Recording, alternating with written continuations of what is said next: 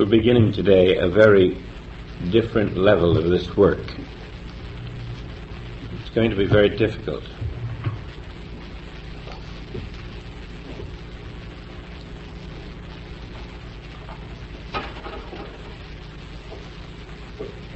It's going to require within you a very different kind of activity than you may have been used to. Up to now, you have been assimilating knowledge and to some degree opening yourself to the Spirit, but basically the work for a long time remains learning more and more and more of the meanings that were given to us by the activity of Christ on earth in the form of Jesus. And there comes a time when the meanings are somewhat clear, and after that you're merely repeating more and more, and mostly because the next step, the ascendancy, is the step that we don't know how to go about. It's so easy to memorize something, and it's easy to practice principles. Even if you fail in the practice, at least you can practice them. But now we reach a point where it isn't enough to practice the principles themselves. We have to develop the faculty to receive another level of the teaching. Now we have to practice to develop that faculty. For without it, we cannot receive a higher teaching. And so Jesus goes away. Even Jesus says, there's nothing more I can do for you. I've got to leave. I cannot give you any more information. In fact, my presence here is a barrier. If I were to stay with you, the only thing that would happen is that you would keep leaning on me, the form. And really there's nothing more that I can give you as a person. I can heal another cripple. I can take another person who's in a tomb and raise them out. I can open the eyes of another blind man. But what's the point of it? I can't do it for the whole world. And so now I've got to bring you into that place where you are self-reliant, where everything you have seen Jesus do, you learn is within the realm of your doing. And for you to do that, you must now make a very distinct effort in a different direction. That's why this is difficult. It breaks away from our normal pattern of behavior. Now let's just look at the beginning of this 16th chapter and try, if you will, to get the feel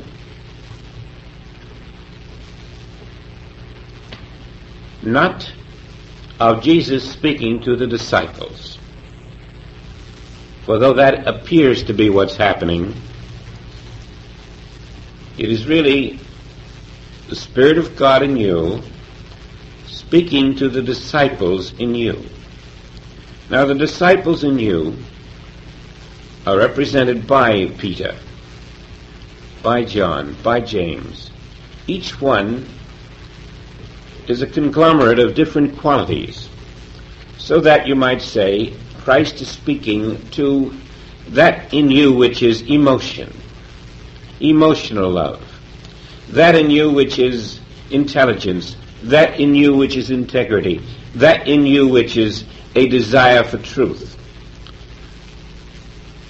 Those basic divine qualities which are in you, not fully matured, are the disciples in you. And Christ speaks to these divine qualities or disciples in you. Now, you sort of do this as if you were an actor or an actress on a stage. instead of seeing an outer Jesus talking to disciples in antiquity, bring it into the now and see that the I of you is speaking to the remnants of human consciousness in you, and there's also a you standing back watching this, so that you're developing now another level of meditation. You're listening to I in you speak to the human sense qualities in you, and really speaking past and through them to another level of yourself. And all of this you're standing back to be a witness of. And as you do, you are learning that the human sense of you is the composite of all the disciples of Jesus. And this human sense of you is to be lifted up, each disciple within you, to its own innate perfection. And the soul of you is speaking to these disciples, so that it is no longer an outer activity. It is you having a talk with yourself within yourself.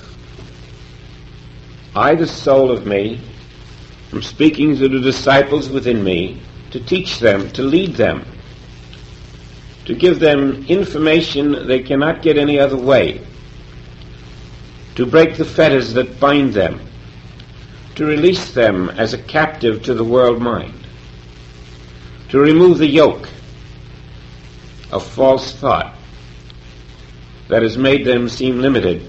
But I'm not doing this as a me, I'm doing this as an I. I am speaking to the disciples within me. And you must now establish that I consciousness, which in this book appears to be Jesus speaking to disciples. This is what you do within yourself, consciously. I now speak to my disciples. And if you will hold that, you will see you have established two firmaments, the lower and the upper. The lower is the disciple or disciples in you, and the upper is the I of you speaking from the upper firmament to the lower where the disciples are. And as you do this, you become more aware of I in you, and ultimately that will be the consciousness you retain. That is the new level you will establish. I in me must guide these inner disciples of the sense mind, to take them out of the sense mind. I'm not seeking a human authority to do this. I in me goes to the Father. I in me is the one with the Father. I in me is the teacher. I in me is my true consciousness. I in me can never leave me. I in me is here now to teach every facet of my humanhood the true identity of being, the fullness of my own self. And now let's hear his words, because they are the words of I in you to the disciples within you. And if you will hold that upper firmament as you listen to the words, you will see you are establishing a new level of consciousness, the Christ mind.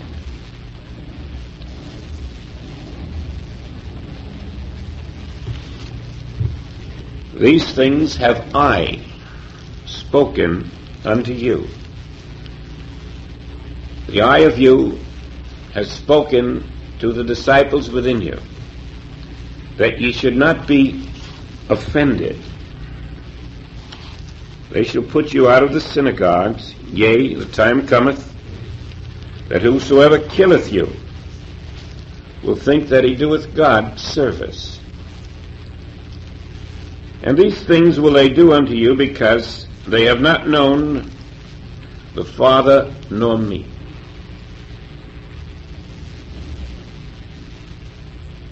Those qualities in you that will be battered and shattered and pressured by the world are being reassured that when they know you, they will know you and the Father, and they will find a new kind of protection, a new immunity. The more you become I-conscious now, the more you'll find that every quality within you will borrow from that I-consciousness and find its own peace, its own way to grow, its own way to fulfill itself. The capacity of love within you will expand to the capacity of I. The capacity of intelligence within you will expand to the capacity of I. Every limited, finite human capacity in you, as it becomes conscious of I within you, will expand to the fullness of I. Human intelligence will become divine wisdom. Human limitation will become divine unlimitation. I, in the midst of you, am the assurance that this is so. It is I speaking, apparently as Jesus, but I in the midst of you speaking to all of the qualities that you are. But these things have I told you, that when the time shall come, ye may remember that I told you. And these things I said not unto you at the beginning, because I was with you. But now I must go away to him that sent me, and none of you asketh me, whither goeth I? But because I have said these things unto you, sorrow hath filled your heart. Nevertheless, I tell you the truth, it is expedient for you that I go away. For if I go not away, the Comforter will not come unto you. But if I depart, I will send him unto you. And when he is come, he will reprove the world of sin, and of righteousness, and of judgment. Of sin, because they believe not on me. Of righteousness, because I go to my Father, and ye see me no more. Of judgment, because the prince of this world is judged. I have yet many things to say unto you, but ye cannot bear them now.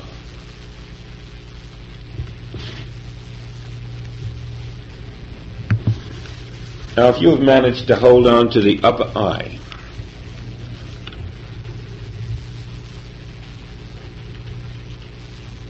you have found another level of yourself, which ultimately is the pathway to heaven. And today, we are going to live in that upper level a little more than we have in the past. We have here a man named Jesus telling his disciples that he is leaving them for their own good.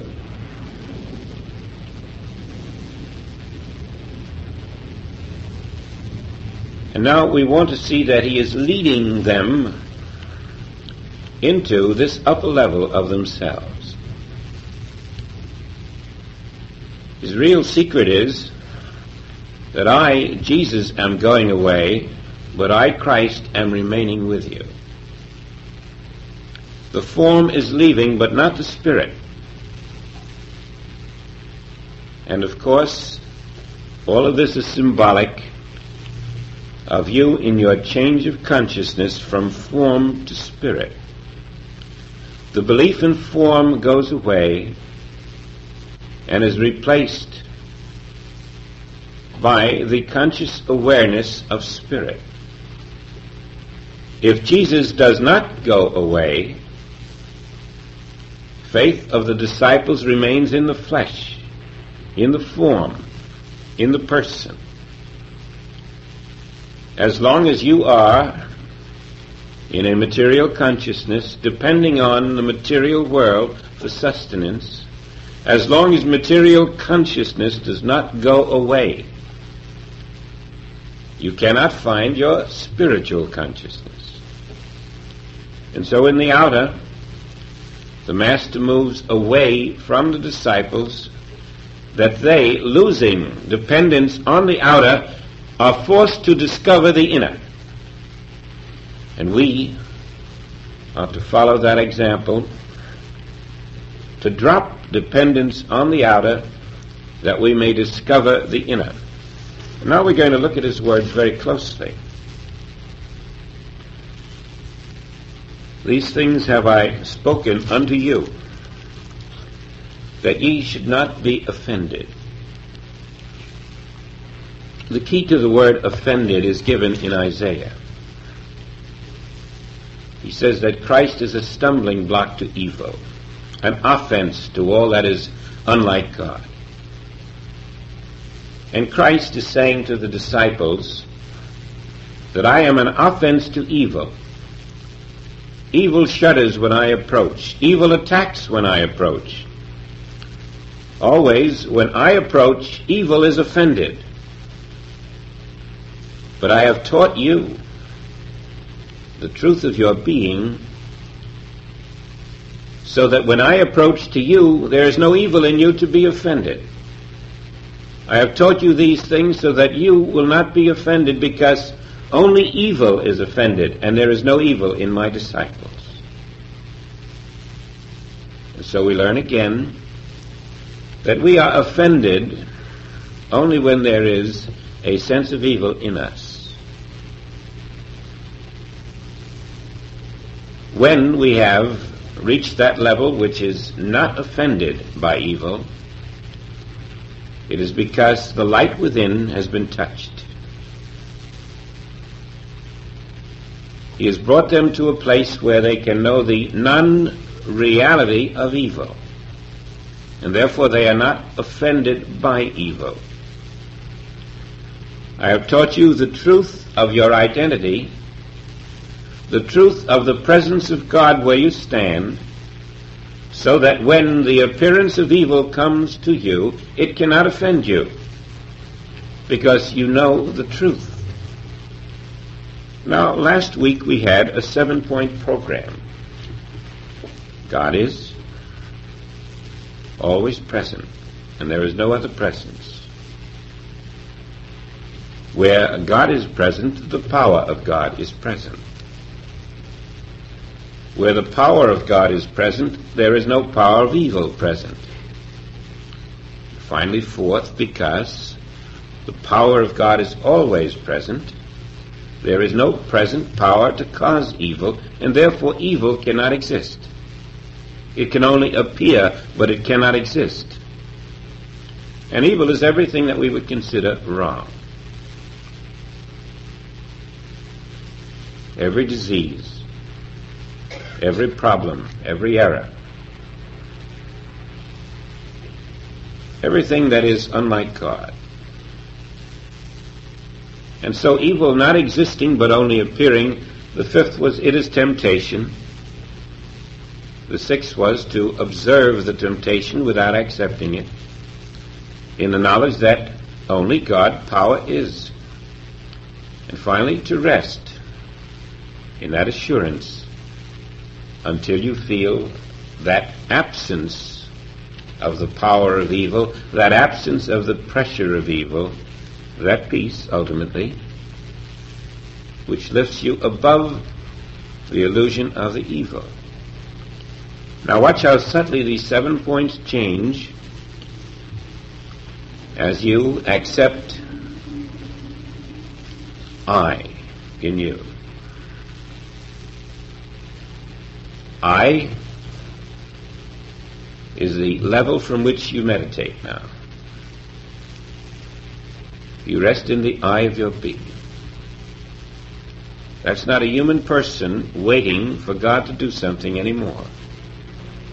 That's I, the Spirit of God itself. That is my name. And I rest in I. I, the Spirit of God, am present. That's your first principle. Only instead of God being present, I, the Spirit of God, is my name, and I am present.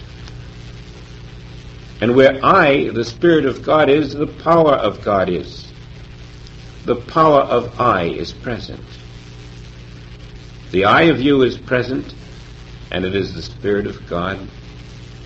The I of you is the power of God, and it is present. And therefore there is no evil power present, because I, the Spirit of God, am present. And therefore there is no evil present, because I, the Spirit of God, is present. Now when you come to your fifth point, evil appears only for one reason. It only appears because you're not living in I, the Spirit of God, am present. And it's also your remedy for that appearance. That appearance of evil is the subconscious denial within you that you are I, the Spirit of God, and that I of you is present. All evil that appears in your life is a denial of the I consciousness that you should be in. In your sixth point, you are to reject the evil. Now the sixth point changes. Instead of rejecting the evil, you accept I am the Spirit of God. That is the rejection of the evil. The acceptance of the evil is the rejection of I am the Spirit of God, and conversely. But I am the Spirit of God. There is no evil where the Spirit of God is. In my own I am Spirit I rest.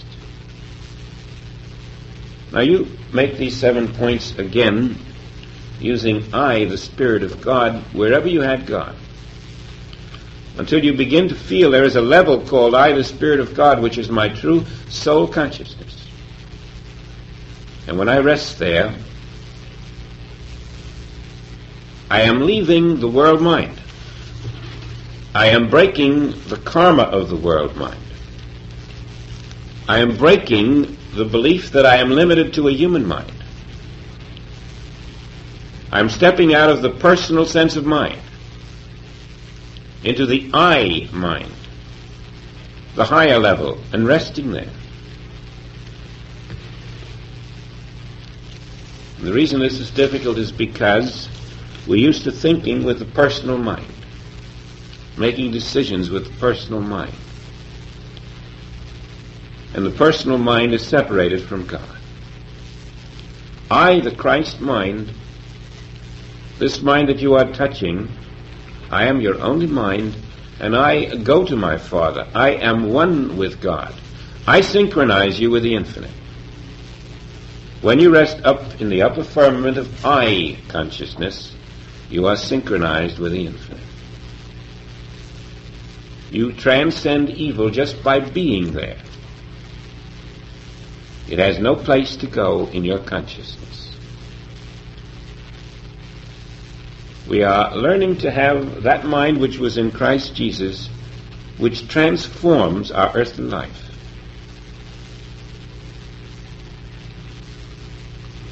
Jesus is going away, but I, Christ, remain.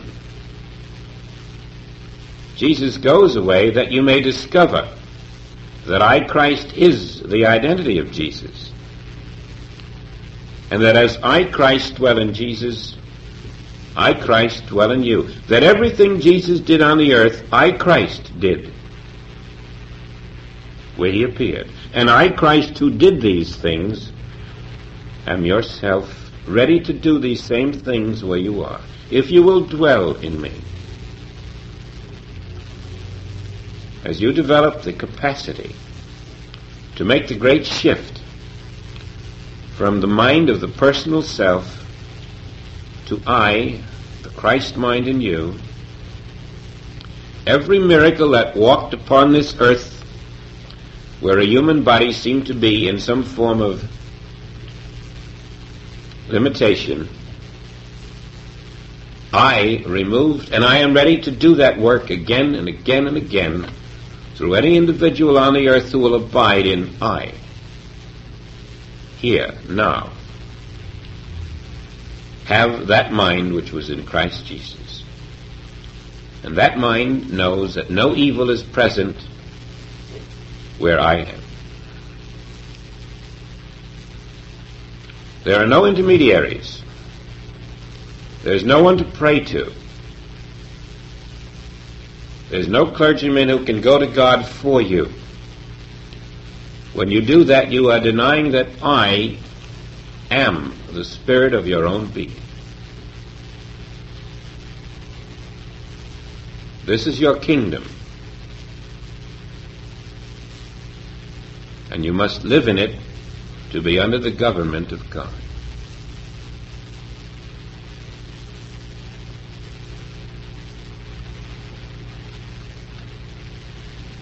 These things have I told you that you would not be offended, that evil would not stimulate you into reaction or belief, that you would rest in I, the Spirit of God, present now, knowing that where I, the Spirit of God, is realized, accepted, as ever present, as functioning, as all power, evil is only a false appearance without substance. This was the heritage from which we all turned away when we came into form, into the personal sense of mind. But nobody can ever take it away from us. The power of the Christ mind in us is ever ready to reveal that it is the miracle worker, the Father within.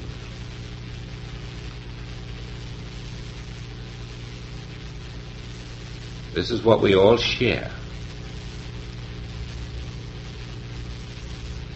No one gives it to us. We learn that we were in this Christ mind before the world was. We have ever walked this earth in it unaware of it.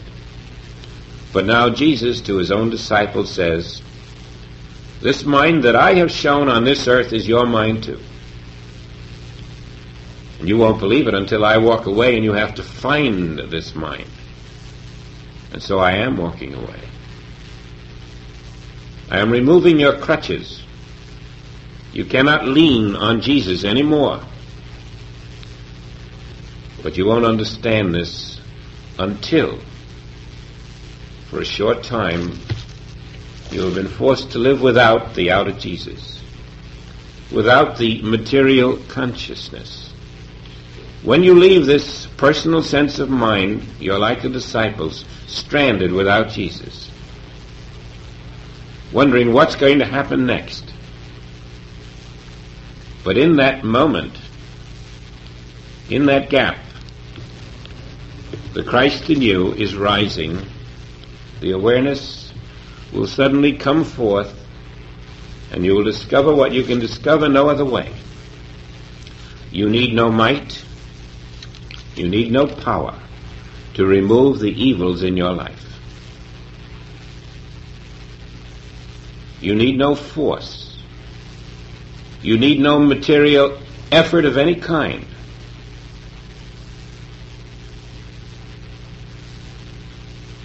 If you were to try to remove those evils, you would be leaning on Jesus, leaning on the material form, the material power, the material weapon, or the mental method. You need no might or power of mind or body to remove evil from your life,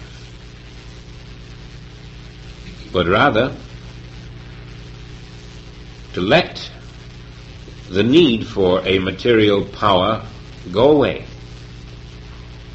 And this is where the difficulty comes, the confidence to turn instead to the higher level of your own consciousness, I, and know that I, as of old, dissolve every seeming error, with no need for physical power or mental power on your part. I reveal the nothingness of all evil in your life. I reveal the nothingness of error. I reveal the non-power of all that you had thought was limitation or lack. In other words, I am a new faculty. The old faculty, the personal sense of mind, saw the evils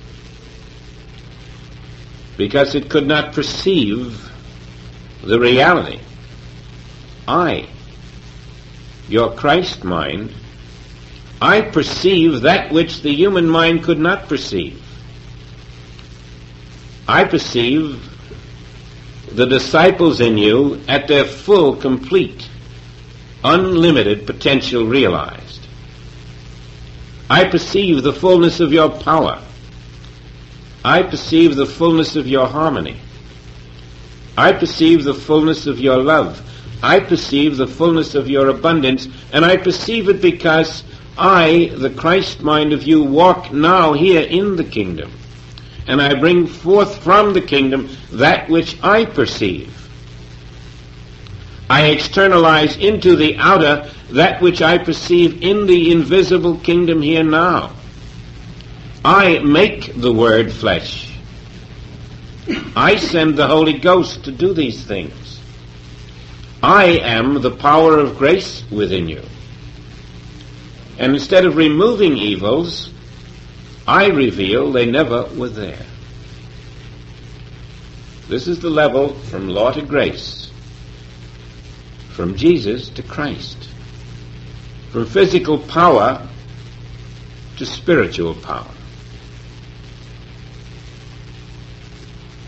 And that's why it's so necessary for Jesus to withdraw from the disciples, that they find their own spiritual power instead of resting on his. That's why you must withdraw from the personal mind to find your own spiritual power, instead of resting on that mind which receiveth not the things of God. And so your work is cut out for you. There's no Jesus can do it for you or anyone else. If you want to walk on the waters of truth, there must be a switch, a shift, a change. And it's a conscious change from the thinking human mind to the awareness that I'm in the wrong level of myself. The thinking human mind can just go so far. It can read all the Bibles in the world and just go so far. But I've got to break the barriers, and I cannot do it with this thinking mind. And so consciously I rest that here where I appear to be is the invisible Spirit of God. Its name is I.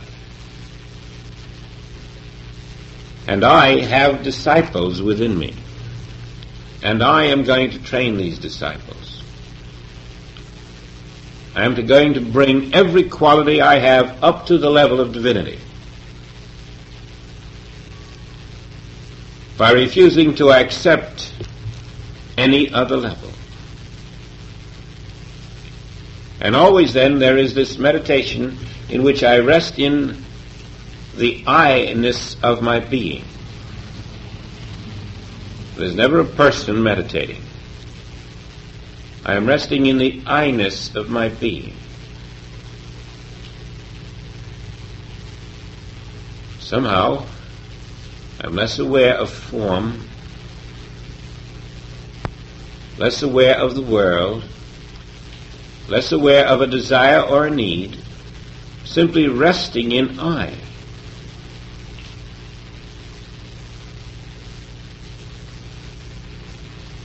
I am the light of God.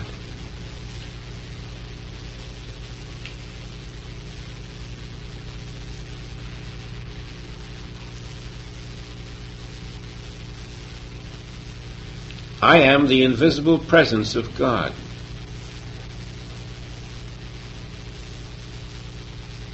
I must rest in that I. Until the very invisible atmosphere seems to be moving through you.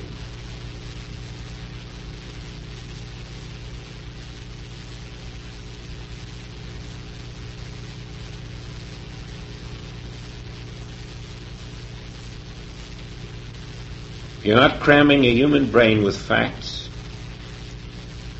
You're absent from the brain. You're absent from the human sense of self. You're surrendering to I. You're almost out of this mind universe, and there's a great gap there between the mind universe and the soul universe. A vast interval. You're leaving one and haven't yet found the other.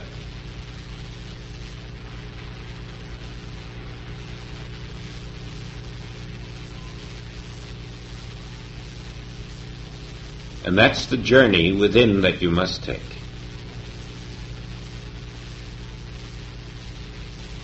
You know when you're thinking out of a human mind. And that's not the Christ way. The Christ way is to think out of the Christ mind. For the Christ mind is the expression of divine will.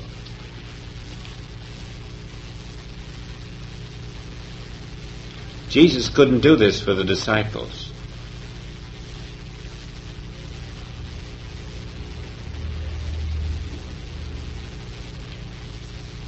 He could meditate with them. He could correct them. He could lift them spiritually.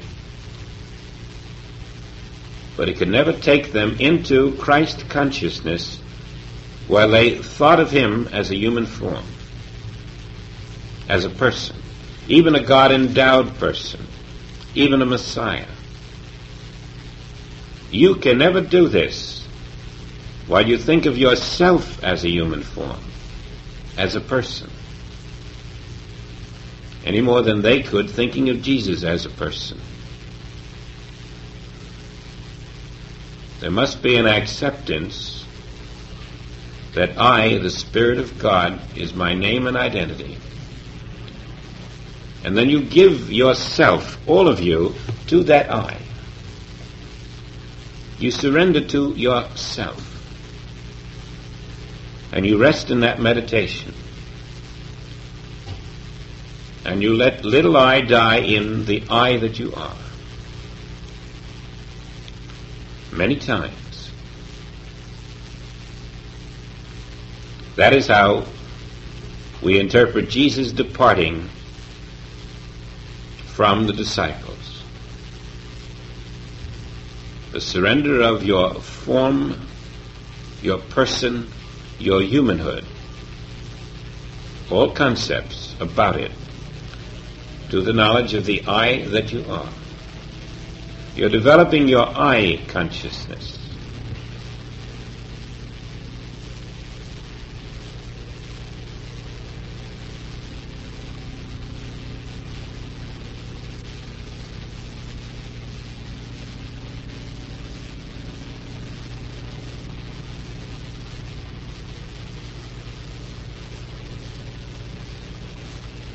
There's no feeling of great personal strength or of any major achievement. It's mostly a giving up, and it is slowly replaced by receiving, multiplied and running over that very self that you gave up in a new way.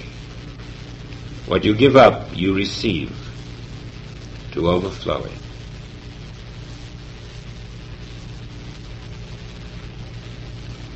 We're giving ourselves to the government of God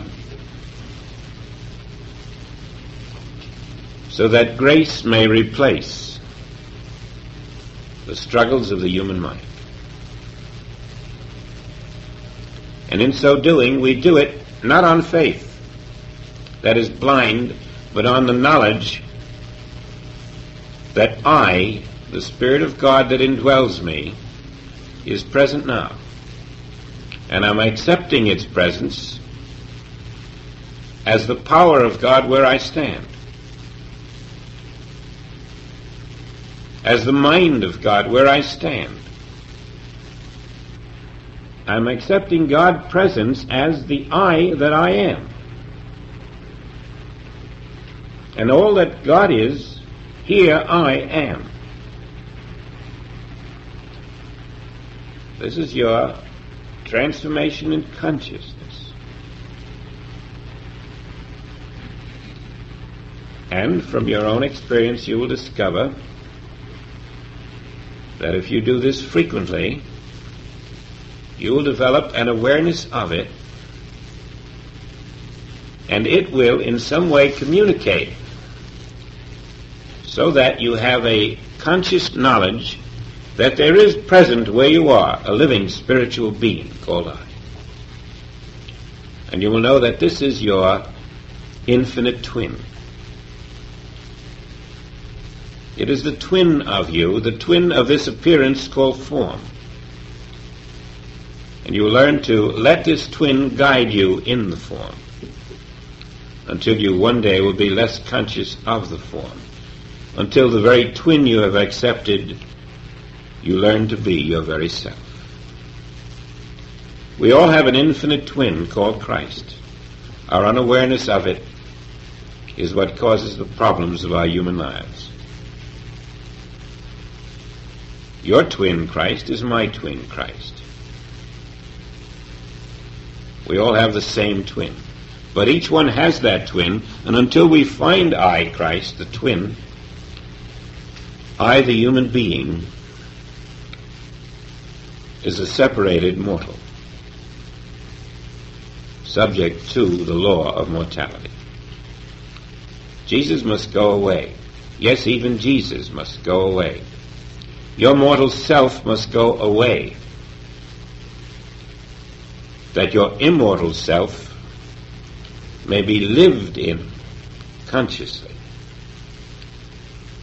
And you do not do this except through consciously living in the Christ mind, which knows no evil, which knows only the presence of power, ever functioning.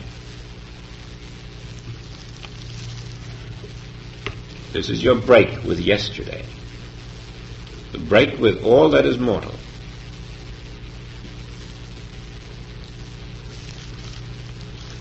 They shall put you out of the synagogues. Yea, the time cometh that whosoever killeth you will think that he doeth God a service.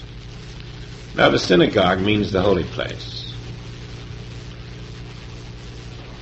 And they who shall put you out of the holy place is not some external power. Yes, that's included, but also there is this inner conflict. The self of you, the disciples in you, and the I of you are always being besieged by the world mind in you. It is the world mind in you that is trying to put the disciples in you who are trying to learn the I-ness of being out of the synagogue. The world mind in you which says, how can you be sure? The world mind in you which tries to ostracize the disciples for trying to learn the truth and wants to cast them out. This is speaking again about the inner conflict between the spirit and the flesh, the doubts, the uncertainties, the failures, when we think we have missed the way. The disciples in you are being forewarned, this will happen. Expect it. Expect hostility. Expect difficulties. Expect opposition. But always remember that opposition, hostilities, persecution is the myth of the world mind. All opposition is an image in the mind. There is no real opposition. There is no real tribulation.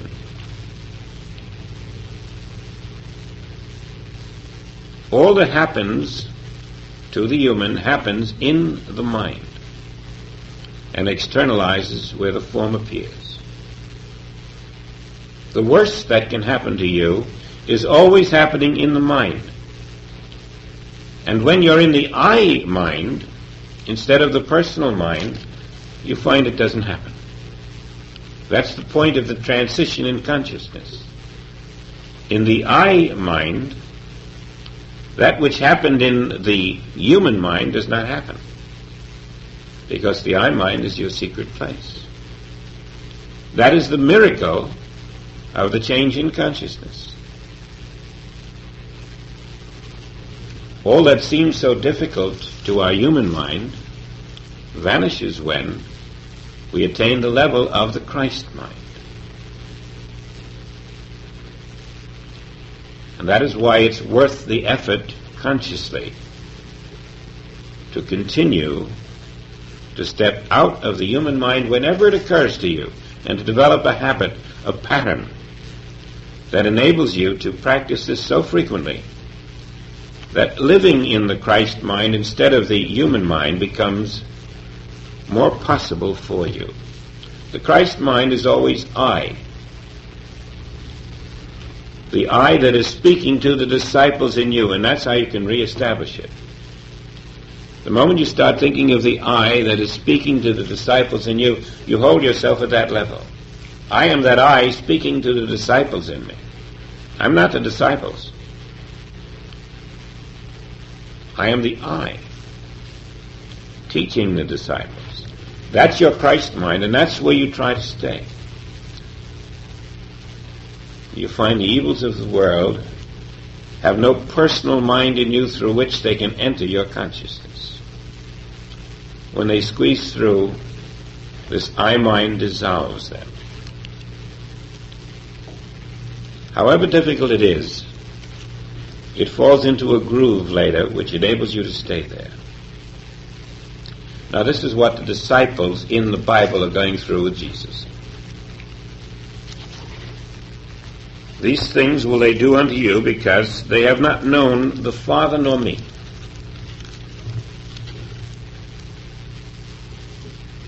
Not knowing Christ, which is the activity of God in an individual, we are persecuted by the world. But when we know Christ, then the world's persecutions do not come nigh us. And the world persecutes us because it does not know Christ within itself, and therefore does not receive the influx of divine love. The world, having no divine love flowing through its Christ consciousness, because it is in human consciousness, it can only externalize that which is in its consciousness. It being spiritually barren, that's what it shows forth. And so there's no divine fruitage in the world. But if you are not spiritually barren, that is what will come through you. Your divine consciousness will bring forth its divine fruitage. And it is independent of the world's spiritual barrenness. The beauty of the I consciousness is that it does not depend upon the world. It draws everything from the invisible kingdom of God. Even when the appearance is that you are in some way limited, there is no power to keep you in that state when you're in the I consciousness. Nothing can limit the I, for the I does not depend on the world. It draws from the Father. And that's why the Master says, I am the bread of life.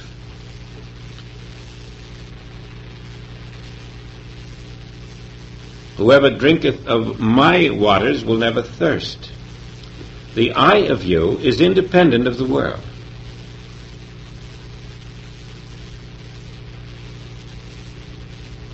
Now, when I said you had to sort of be an actor or an actress, it was because you have to step back, and to reestablish I, you have to see I in you teaching the disciples in you. And that's how you get back to I. At least it's one of the ways.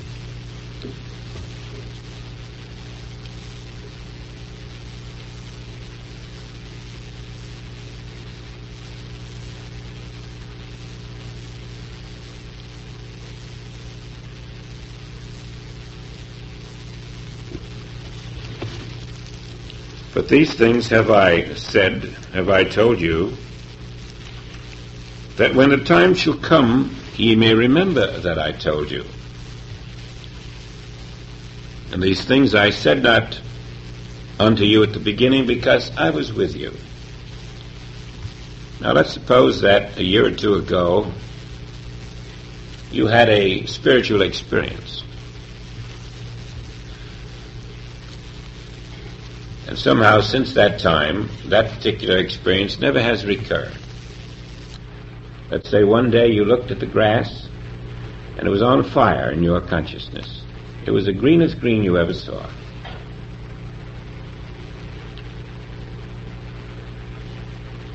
Or one day, unbeknownst to you, out of nowhere, some force prevented you from being hurt by an automobile. Incidents that you never forgot. Now there will come a time when the confidence engendered by those incidents will be needed by you. There will be a time when you would need confidence, and the remembrance of those incidents in a flash will give you the confidence you need at this very moment, even though they happened years ago. We're all sustained somehow by the flashback to another incident which in some way was miraculous to us and carries us through this particular moment of stress. And so Jesus says, these things I have told you now, so that when the time comes you will remember that I said them. There will come a time of doubt when we grow faint. But by living in the I consciousness, you will build a backlog of experiences, so that when the time comes for an even greater step, this backlog of experiences will serve as a source of inspiration and courage for you to take that greater step. Maybe you have already experienced a tragedy, and yet for some strange reason in that tragedy you developed a calm, a sort of awareness that this will pass. And not even knowing why, except that appeared to you in consciousness that somehow you could come through this. In the middle of all the turbulence there was this inner tranquility. Someone recently told me that as he was transferred from jobs and didn't quite know what was happening to him and was going home to another city, suddenly he was aware of something independent of his personal self saying, that city isn't your home, no city is your home is everywhere. And while he was in this state of wondering what would happen to him, changing jobs or losing one, going home and not being sure what would be there, this inner peace, this tranquility established itself without his conscious thinking, telling him that home was everywhere. And he lost all fear of the momentary sense of being misplaced or having no place or not knowing where he belonged. He knew he belonged everywhere. Now that experience will someday be very useful to him. And I'm sure that experience only came to him because previously other experiences must have come building up to this one. Now, as we live in the I consciousness, these experiences come. They steal in a moment when ye think not. The bridegroom cometh. And something from the infinite is brought into your experience, and you find yourself temporarily freed from the world mind in such a way that a peace is established. It doesn't matter what's around you. A confidence is established. It may only seem like a second, a very fleeting one. But you know there is a force at work. You're really finding your higher self then. Now the Christ in us is always doing this. Before you ask, I shall answer. Before you ask, I go before you to prepare the way. The Father knoweth your needs. And if we are sensitized enough to live in I, our antennas begin to pick up from the infinite invisible those things we need for the moment. And everything we find that we need appears in consciousness at the right time. The disciples had been sufficiently prepared in the outer. These things I have told you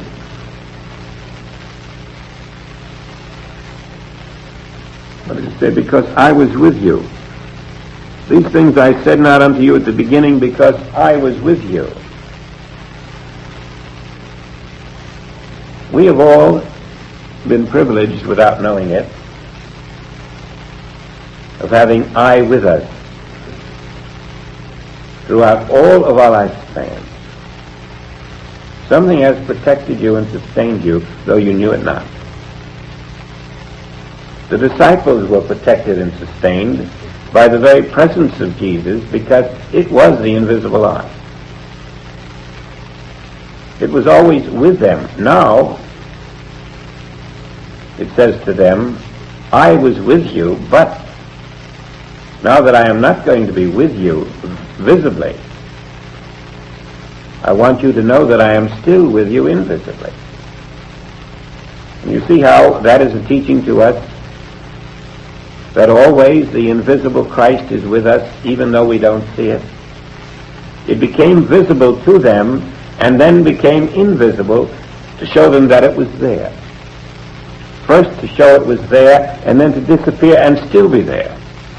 And they were to learn to depend on the invisible Christ as much as they depended on the visible Jesus. You never see anything about the disciples being sick, do you? Or worried about money, or how they're going to eat their next meal, or where they're going to sleep, because they always had visible Jesus with them. They weren't too worried about anything, it seems. They could always turn to him, and his very presence was their immunity. And now he says, when I am not here, you're just as immune. Didn't you know that the power of immunity is in you? I showed it to you outwardly. Now you're going to find it inwardly. And so to the disciples in you, the Christ says, depend on your spiritual immunity. It is always working. You are immune to evil, but you don't know it. You are immune to death, but you don't know it. You are immune to everything that this world calls error, but you don't know it. Because you do not know the invisible Christ of your being, which is your immunity. And so I, Christ, visibly disappear for you to find the invisible Christ, which is your immunity.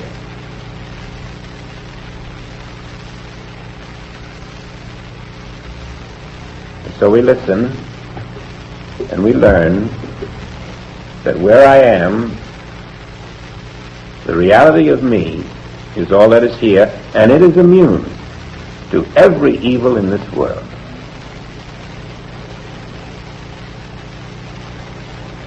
And the only way I can experience that immunity is to make the step from the personal mind to the Christ mind. In my Christ mind, I will see and feel and experience my immunity from the evils of the world.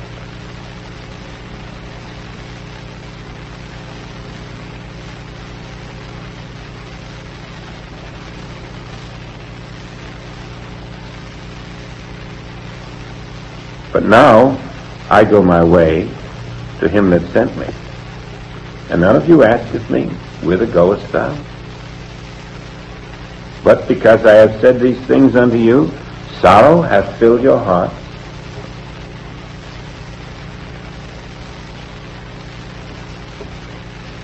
He could not share with them where he was going or how he would get there. They knew nothing of the events that would have followed. The idea of crucifixion entered nobody's mind.